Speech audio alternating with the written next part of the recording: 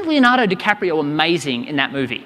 I just see him, he kind of embodies that character. He's just a sensational actor. I said, Alex, you know he's reading from a script, right?